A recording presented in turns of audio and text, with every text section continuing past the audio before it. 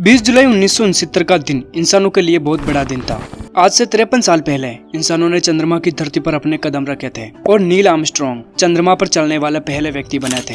लेकिन इस मिशन को लेकर कुछ साल बाद ही अफवाहें उड़ने लगी थी और ये साबित करने की कोशिश की गई थी कि ये मिशन फेक था और अमेरिका को सोवियत संघ के खिलाफ अंतरिक्ष की दौड़ में जीत दिलाने के लिए एक सेटअप था। लोगों ने कहा कि जब चंद्रमा पर हवाई नहीं है तो फिर झंडा कैसे लहरा रहा है। ऐसे कई सवाल हैं जिनके जवाब आज के इस वीडियो में हम आपको देंगे। तो चलिए शुरू करते हैं आज का हमारा ये वीडियो। साल 1969 में 16 जुलाई को नासा का Apollo 11 mission Kennedy space centre से रवाना हुआ। मिशन के कमांडर नील आर्मस्ट्रॉन्ग थे। लूनर मॉड्यूल ईगल के पायलट थे। ऑल्ड्रिन और कोलंबियो के पायलट कॉलनिस 2,40,000 मील की दूरी 76 घंटों में तय करते हुए 19 जुलाई को मून मिशन चांद की कक्षा में पहुंचा था। अगले दिन ईगल अपने कमांड कोलंबिया से अलग हुआ। कोलंबिया में कॉलिनस छूट गए और बाकी दोनों ईगल के साथ चांद की सतह की तरफ बढ़े। शाम के 4:18 पर चांद की सतह पर ईगल लैंड हुआ। जहाँ लैंडिंग हुई उस जगह को सी ऑफ ट्रैंक्विलिटी नाम दिया गया। टेक्सास में मिशन कंट्रोल को तत्काल आर्मस्ट्रॉन्ग ने सूचित किया, ईगल लैंड हो गया। करीब 5 घंटे बाद 10:39 पर आर्मस्ट्रॉन्ग ने ईगल का दरवाजा खोला और एक सीढ़ी के सहारे चांद की सतह पर उतरना शुरू किया। एक टीवी कैमरे ने इस पूरे दृश्य को रिकॉर्ड किया था, जिसे पृथ्वी पर 1 करोड़ से ज्यादा लोगों ने देखा।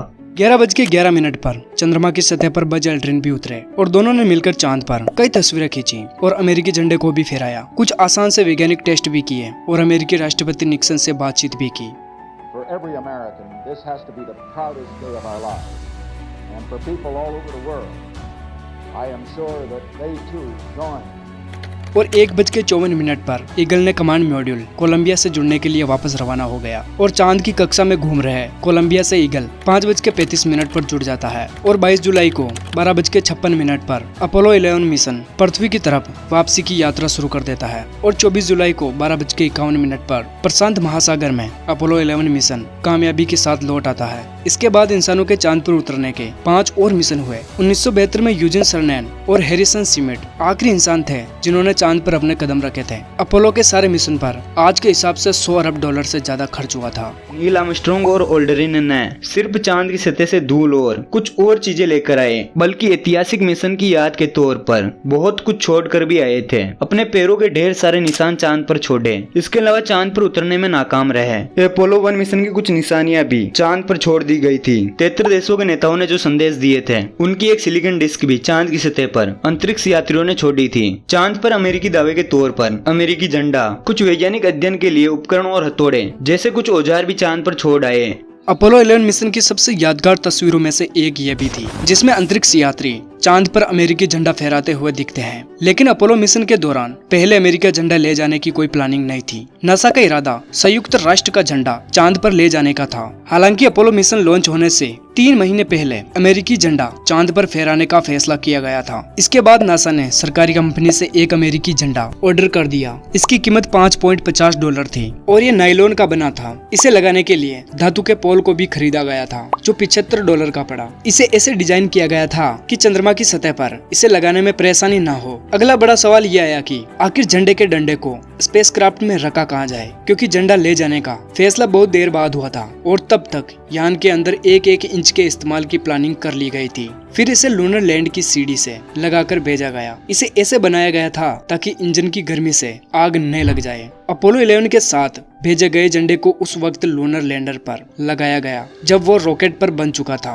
धरती पर अभ्यास के दौरान नील आर्मस्ट्रॉन्ग और बज एल्ड्रिन ने झंडा लगाने की प्रैक्टिस भी की थी, लेकिन जब वो असल में झंडा लगाने लगे तो उसमें दिक्कत आने लगी और ये हर बार सिकुड़ रहा था, जिसकी वजह से लोगों ने ये आरोप लगाया कि चांद पर हवा नहीं है तो झंडा लहरा कैसे रहा है। और सवाल ये भी उठे कि वाकई में नासा ने इंसान को चांद पर भेजा या नहीं भेजा। चंद्रमा से लौटते वक्त एल्ड्रिन ने कहा कि झंडा गिर गया था। हालांकि बाद के अपोलो मिशन के लगाए हुए झंडे अभी भी चांद पर मौजूद है। चांद का चक्कर लगाने वाले नासा के LRO सैटेलाइट से ली गई तस्वीरों ने इस बात की पुष्टि की है। उन्होंने ये भी सच पाया कि वाकई में नील आर्मस्ट्रॉन्ग और बज एल्ड्रिन का लगाया झंडा गिर गया था। नासा के मून मिशन की सबसे खास चीज थी टेप। इनकी वजह से बहुत से बिगड़े काम बने। अपोलो 17 मिशन के दौरान इसकी मदद से लूनर लूनर रोवर से पहिए को बांधा गया था। वहीं इससे पहले के मिशन के दौरान टेप की मदद से स्विच से लेकर दूसरे औजार तक स्पेसक्राफ्ट में रखने के लिए टेप बहुत ही कारगर साबित हुआ। अपोलो 13 के दौरान जब यात्रियों के कमांड मॉड्यूल में आग लग गई तो डेक्ट टेप ने अंतरिक्ष यात्रियों की जान बचाई थी, क्योंकि जब जान बचाने के लिए जब एस्ट्रोनॉट लूनर मॉड्यूल में गए तो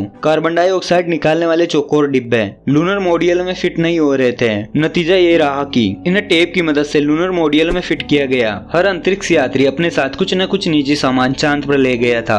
अपोलो 15 मिशन तक तो नासा इसकी तरफ ध्यान भी नहीं देता था। कोई परिवार की तस्वीर ले गया तो कोई मेडल ले गया, किसी ने छोटी सी मूर्ति चांद पर छोड़ी तो किसी ने अपनी दूसरी निजी चीज यादगार के तौर पर चांद पर रहने दी। लेकिन अपोलो 15 मिशन के दौरान एक बड़ा विवाद खड़ा हो गया। इस मिशन के यात्री डेव स्कॉट, अल वॉर्डन और जिम इवन अपने साथ कुछ डाक टिकट ले गए, जिनकी बाद में नीलामी होनी थी। ये नीलामी तभी होनी थी जब वो तीनों अंतरिक्ष यात्री स्पेस मिशन से पूरी तरह अलग हो जाते। इससे मिले पैसे उनके परिवार वालों को मिलने थे, लेकिन डाक टिकटों की नीलामी उनके अंतरिक्ष पर लौटने के कुछ दिन बाद ही कर दी गई। ये नीलामी कंपनी ने बिना तीनों अंतरिक्ष यात्रियों को बताए हुए कि नासा का प्रशासन इस बात से नाराज हो गया। मामला अमेरिकी संसद तक पहुंच गया। इसके बाद तीनों अंतरिक्ष यात्रियों को नासा से निकाल दिया गया।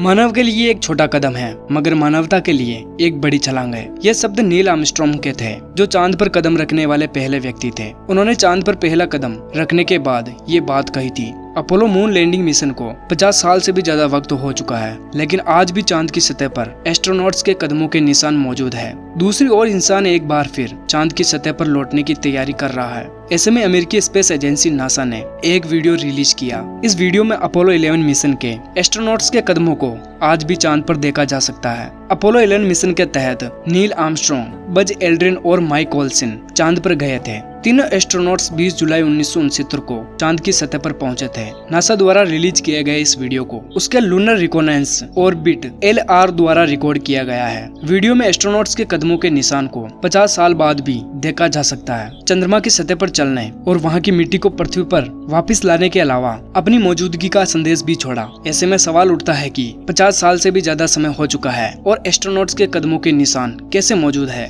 चांद पर अब तक कैसे मौजूद है एस्ट्रोनॉट्स के कदमों के निशान? दरअसल हमें पृथ्वी पर मिट्टी का कटाव देखने को मिलता है। इसके पीछे की वजह हवा और पानी है, जो मिट्टी में बदलाव की वजह बनती है। हालांकि चंद्रमा पर वातावरण नहीं होने की वजह से न तो हवा और न ही पानी है, इस वजह से वहाँ पर मिट्टी का कटाव नहीं होता है। चंद्रमा पर पानी जमी हुई अवस्था में है। इसके अलावा चंद्रमा पर ज्वालामुखी गतिविधियां भी नहीं मिलती है, जो चांद की सतह में बदलाव की वजह बने। इसी वजह से चांद की सतह पर कुछ भी नहीं बदलता है। यही वजह है कि अभी तक चांद की सतह पर एस्ट्रोनॉट्स के कदमों के निशान मौजूद हैं। हालांकि कुछ वजह ऐसी हैं जिनके चलते चांद पर एस्ट्रोनॉट्स के कदमों के निशान बदल सकते हैं। चांद पर उल्कापिंडों की बमबारी होने का खतरा रहता है। अगर उल्कापिंड चांद की सतह पर आकर गिरते हैं तो वे उसकी स्थिति बदल सकते हैं। अंतरिक्ष का एक छोटा सा टुकड़ा भी चांद पर मौजूद कदमों के निशान को मिटा सकता है। वहीं चंद्रमा का कोई वायुमंडल नहीं है, इस वजह से ये सौर हवा के संपर्क में रहता है। सूरज से आने वाले चार्ल्ड पार्टिकल की धारा वहाँ पृथ्वी की तरह मौसम बनाने का काम कर सकती है। हालांकि ये प्रोसेस बहुत ही धीमा है। मून पर उतरने की बात का मजाक उड़ाने वाले लोगों ने कहा कि ये कैसा आसमान है जहाँ पर एक भी तारा नजर नहीं आ रहा है। जो तस्वीर नासा ने दिखाई है उसमें अंधेरा और उजाला एक तरह का है।